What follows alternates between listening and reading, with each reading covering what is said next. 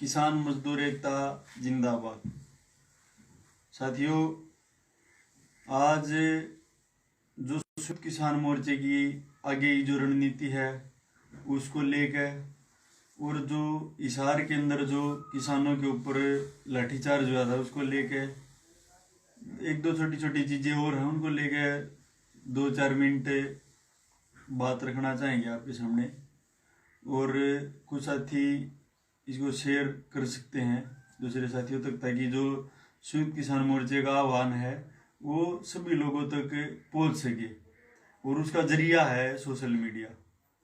अगर इस social media का इस्तेमाल हम अपने आंदोलन को तेज करने के लिए नहीं कर पाएंगे तो जो गोदी मीडिया है वो इस आंदोलन को बदनाम करने के लिए सोशल मीडिया का इस्तेमाल कर रही है और अपने अखबारों का और जितना उनके पास तंत्र है उसका इस्तेमाल कर रही है। तो इस करके हमने अपनी सोशल मीडिया का या जितने भी किसान आंदोलन से जुड़े लोग लाइव करते हैं या मोर्चे की जो अपडेट है उसको लोगों तक पहुंचाने का एक जरिया है सोशल मीडिया। तो इसका बेहतर तरीके से इस्तेमाल किया जाना चाहिए। और जो भी भाई लाइव जुड़े हैं वो शेयर करें, ज़्यादा समय हम नहीं लेंगे।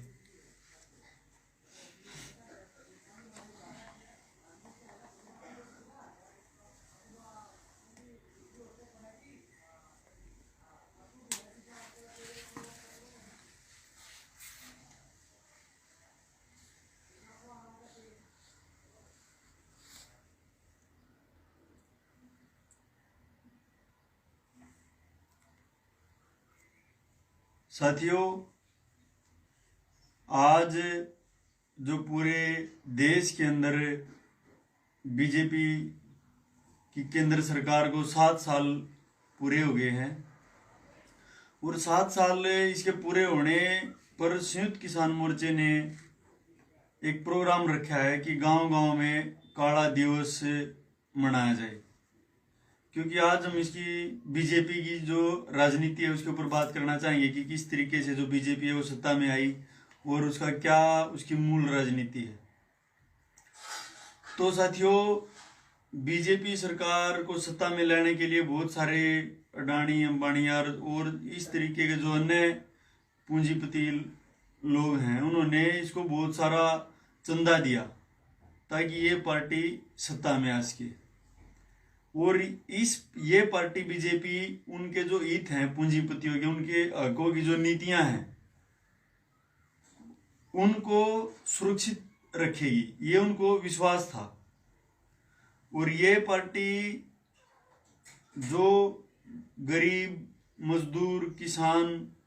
छात्र, महिलाएं, कर्मचारी, उन लोगों के जितने आंदोलन होते हैं, जो एकता होती है, उसको तोड़ने के लिए भी ये बहुत बड़ा साधन पूंजीपतियों को नजर आ रहा था।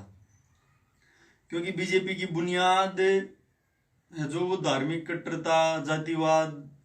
और इस तरीके के जो मुद्दे हैं उनमें लोगों को उलझा के इन्होंने पूंजीपतियों की जो सत्ता है बीजेपी के माध्यम से उसको स्थापित किया है। और आज ये पूंजीपतियों के हितों को सुरक्षित करने के लिए वो वफादारी निभा रही है।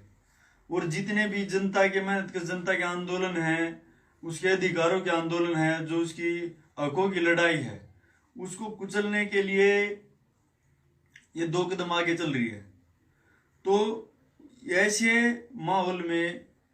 हमारी जिम्मेदारी बनती है,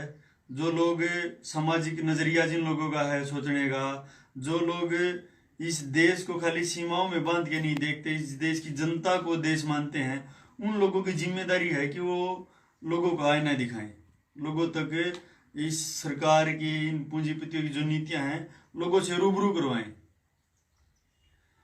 तो साथियों, आपको बेहतर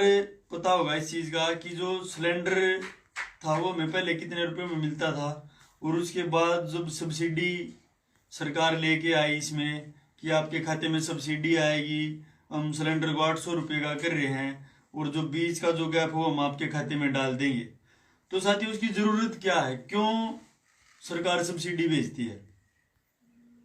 इसी तरीके से जो डीएपी का जो कट्टा था, जो पैकेट था, उसको डीएपी वाली कंपनियों ने महंगा कर दिया, और उसको जायज ठहराने के लिए बीच में सरकार आई सब्सिडी लेगी। अब भाई ये जितना भी महंगा हुआ है उसका किसानों पे ज्यादा असर ना पड़े, इस करके हम किसानों को सब्सिडी देंगे, और वो सब्सिडी किसानों के पास नहीं आएगी, किसानों के अकाउंट में नहीं आएगी, वो सब्सिडी जाएगी सीधी जो खाद बनाने वाली कंपनियां हैं उनके अकाउंट में। तो इतनी बड़ी रकम खाते में जाएगी खाद बनाने वाली कंपनियों के, और उसके बावजूद वो खाद का जो कट्टा है वो किसानों को 1200-1300 रुपये में मिलेगा। तो साथियों ये चीज समझने की जरूरत है कि उस सब्सिडी, जिस तरीके से गैस की सब्सिडी थी वो धीरे धीरे 300 रुपये आई, फिर 250 रुपये आई, 200 रुपये, वो धीरे धीरे आज किसी के खाते में सिलेंडर की सब्सिडी का कुछ नहीं आता। इसी तरीके से ये खाद का कट्टा 1200 से 2000 पहुंचने में देर नहीं लगेगी। तो आज हमें ये चीज समझने की जरूरत है कि ये सब्सिडी है, ये बेहोशी का इंजेक्शन है, कि आप लोग धीरे धीरे इसकी बेहोशी में चले जाएं, वो आपको पता ना लगे कि हो क्या रहा है। सब्सिडी की जरूरत नहीं है, हमें बहुत सस्ते दामों पे मिलना चाहिए, क्योंकि ये जो किसान है वो महंगाई की मार लगातार झेल रहा है, उसकी वजह से फिर कर्जा बढ़ता है, फिर किसान आत्महत्या की ओर जाते हैं। और आज जो किसानों ने संघर्ष का रास्ता अपनाया, आंदोलन का रास्ता अपनाया है, उसको मजबूत करने की जरूरत है, और सरकार की ऐसी सब्सिडियों को ठुकरा के अपने हकों की जो लड़ाई है, अगर हमें जो चीज चाहिए वो इतने रुपये में चाहिए, वो हमारी भी मांग होनी चाहिए कि उस पर जो लागत है उस लागत पे भी मिले, या जो सरकार है सब्सिडी वो किसान के खाते में भेजे। उसके बाद वो किसान ने तय करना है कि वो क्या प्रयोग करेगा, कौन सी कंपनी से क्या खरीदेगा, उसकी कोई पाबंदी नहीं होनी चाहिए। चलो, दूसरा जो अपना मुख्य उद्देश्य था वो था कि जो आगे का प्रोग्राम मोर्चे ने बनाया है, 21 तारीख को संयुक्त किसान मोर्चे के माध्यम से पीएम को एक पत्र लिखा गया था। उस पत्र में ये लिखा गया था कि हमें सड़कों पे बैठे 6 महीने पूरे होने वाले हैं, और हम अपने हकों की लड़ाई लड़ने के लिए यहाँ पे बैठे हैं, और हमारी जो जायज मांगे हैं उसको लेके जो सरकार की प्रतिक्रियाएं वो ठीक नहीं रही हैं, और जो जनवरी के बाद आज तक सरकार ने किसानों से बात करने की कोई पहल नहीं करी। लेकिन संयुक्त किसान मोर्चे के नेतृत्व ने इस चीज की पहलकदमी ली और उनके पास लेटर भेजा बातचीत के लिए, और उन्हें चेतावनी भी दी, अल्टीमेटम दिया कि अगर आप 26 तारीख तक बातचीत के लिए नहीं बुलाते या कोई मैसेज नहीं भेजते हैं तो हम आगे आंदोलन को और तेज करेंगे। तो साथियों, जो संयुक्त किसान मोर्चे की अपील है, जो संयुक्त किसान मोर्चा स्टेटमेंट देता है, उसको लागू करने की जिम्मेदारी हम सभी लोगों की है। उसके दम पे संयुक्त किसान मोर्चा है, किसानों की ताकत के, मजदूरों की एकता के दम पे संयुक्त किसान मोर्चा है। तो साथियों, 26 तारीख का जो है वो काला दिवस मनाने का फैसला लिया था। उसमें ये है कि जो 7 साल बीजेपी की सरकार को होंगे उसको आईना दिखाना है कि तुम्हारी राजनीति को ठुकराते हैं, तुम्हारी सोच को, तुम्हारे विचार को ठुकराते हैं। ऐसा विचार हमें मंजूर नहीं जो एक बहुत बड़ी आबादी के गले पे पैर धर के कुछ पूंजीपतियों की सेवा करने के लिए काम करता हो। तो साथियों, 26 तारीख को गांव-गांव में काला दिवस मनाया जाए। उस काले दिवस का उद्देश्य ये है कि सरकार की जो नीतियां है उसके प्रति लोगों को जागरूक किया जाए, और जो कोरोना करके जो एक बहुत ज्यादा डर फैला करके लोग घर में बैठे थे, उन लोगों को आज चेताने की जरूरत है, उन लोगों को आज बताने की जरूरत है कि ये समय बैठकर सोचने का नहीं है, ये समय है घर से बाहर निकल के मांग करने का कि जो कोरोना को लेके अव्यवस्था फैल रही है, जो सुविधाएं नहीं मिल रही हैं लोगों को, बिना इलाज के, बिना हॉस्पिटल के, बिना वेंटिलेटर के लोग मर रहे थे, उन चीजों के लिए मांग करने की जरूरत है। और दूसरा कि जो सरकार किसानों के आंदोलन की जो अनदेखी कर रही है उसके खिलाफ लोगों को आज एकजुट करने की जरूरत है, ताकि जो तीनों कानून वो रद्द हो सके और हमारी एकता का परिचय सरकार को हो कि आज भी आंदोलन उतना ही मजबूत है, ताकि ये जो सरकार के गुर्गे हैं वे लाठीचार्ज करने की हिम्मत ना कर सके किसानों के ऊपर। तो साथियों, गांव-गांव में इकट्ठा करके लोगों को मोदी सरकार का पुतला दहन कराया जाए और काले झंडे लेकर के सरकार का सांकेतिक रूप से विरोध प्रदर्शन किया जाए, गांव में मार्च निकाला जाए नारे करते हुए, और वो काले झंडे घरों की छत पर लगाए जाएं। तो ये मुख्य प्रोग्राम है 26 तारीख का। और जहां तक भी ये वीडियो पहुंच सके, संयुक्त किसान मोर्चे का संदेश आप लोग जहां तक पहुंचा सके, वो जिम्मेदारी आप लोगों की है। क्योंकि जहां तक भी गांव में संयुक्त किसान मोर्चे का जो अपील है वो पहुंचेगी, वहां तक लोग एकजुट होंगे, और जितना लोग गांव के स्तर पे एकजुट होंगे उतना आंदोलन की मजबूती बढ़ेगी। तो साथियों, ये जिम्मेदारी आप लोगों की है। और एक और बात, जो 24 तारीख का जो प्रोग्राम है हिसार के अंदर, जो कमिश्नर का घेराव रखा गया है, क्योंकि जो पीछे हिसार में लाठीचार्ज हुआ था किसानों के ऊपर, उसमें 350 किसानों के ऊपर हत्या की कोशिश का मामला दर्ज कर रखा है, और ऐसे खतरनाक मुकदमे उनके ऊपर लगाए हैं जैसे कि वो वहां पे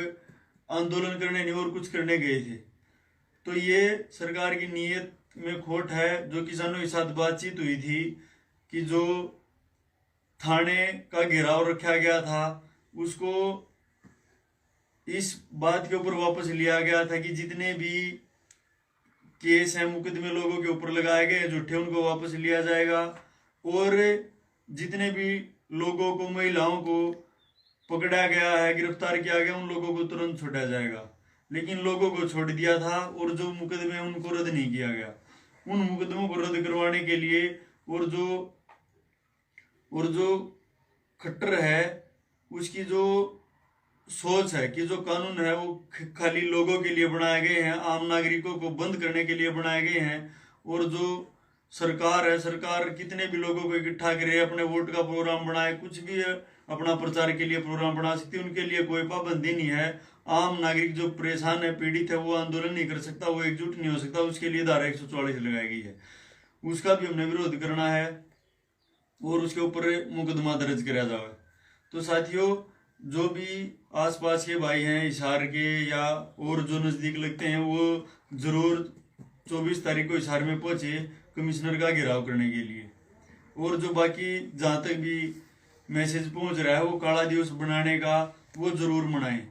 क्योंकि इससे हमारा आंदोलन और तेज होगा। जो एक माहौल है आंदोलन को तेज करने का, लोगों तक संयुक्त किसान मोर्चे की जो अपील है, जो मैसेज है, जो भी आगे का कार्यक्रम, वो सीधा लोगों तक पहुंचे, उसके लिए भी हमने थोड़ा विचार करना पड़ेगा। तो ये कुछ बात थी साथियों, अगर आपको जरूरी लगे शेयर करना तो जरूर शेयर करना इसको।